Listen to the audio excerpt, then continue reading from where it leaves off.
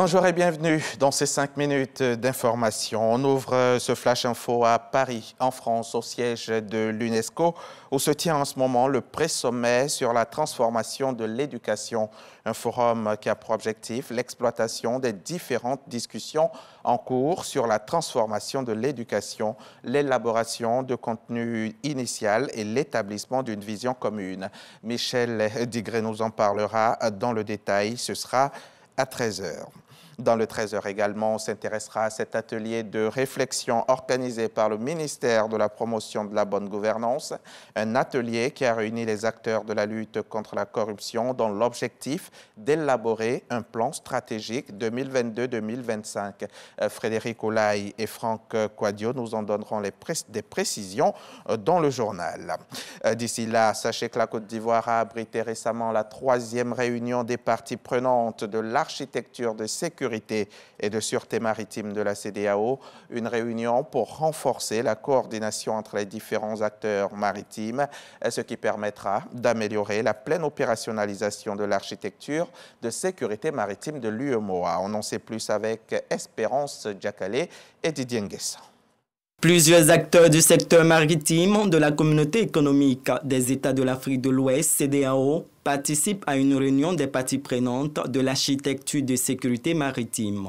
Il s'agit de s'accorder sur les perspectives d'amélioration de la sécurité en mer dans les pays de la communauté économique. Il va falloir justement donc qu'on puisse coordonner les aspects liés au soutien de l'Union européenne et l'ensemble des autres partenaires avec ce que nous faisons justement au niveau des États membres et au niveau de la Commission de la CEDEAO. Pouvoir justement donc parler le même langage et effectivement voir dans quelle mesure compléter l'architecture de sécurité parce que les zones E et F sont déjà fonctionnelles. La zone G pose des problèmes.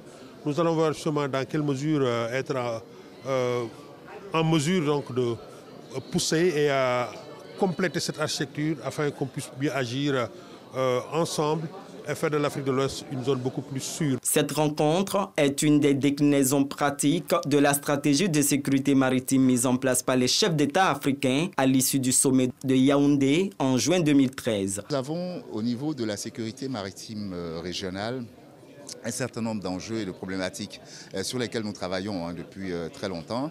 Et il s'agit pour cette réunion de mettre sur la table les éléments qui restent encore en suspens, où il y a encore pas mal de discussions à avoir entre nous pour aboutir à une communauté de vues et surtout à la mise en œuvre et à l'implémentation complète de l'architecture de sécurité pour notre sous-région, la CEDEAO. L'espace maritime commun est la source principale des ressources des États de l'Afrique de l'Ouest. Plus de 90% des échanges commerciaux internationaux se déroulent sur les ports et représentent un important levier économique pour les pays membres de la CEDEAO.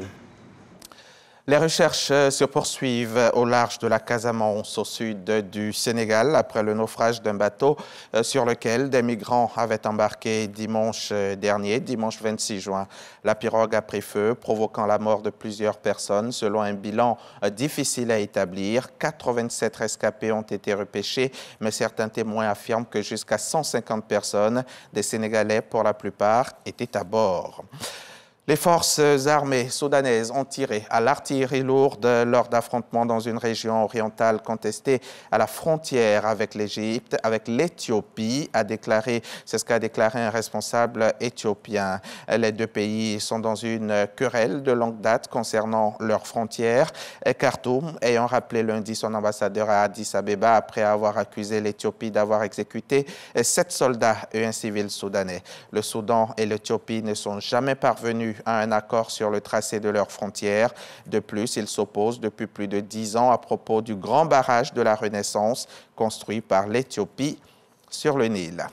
Après 10 mois d'audience d'un procès hors norme, la décision de la Cour d'assises spéciale de Paris est attendue ce mercredi soir. Les 14 accusés dans l'affaire le procès des attentats du 13 novembre, présents et 6 autres jugés en leur absence pour leur implication dans les attentats, connaîtront les peines prononcées à leur encontre. La plus sévère, c'est la réclusion criminelle à perpétuité incompressible.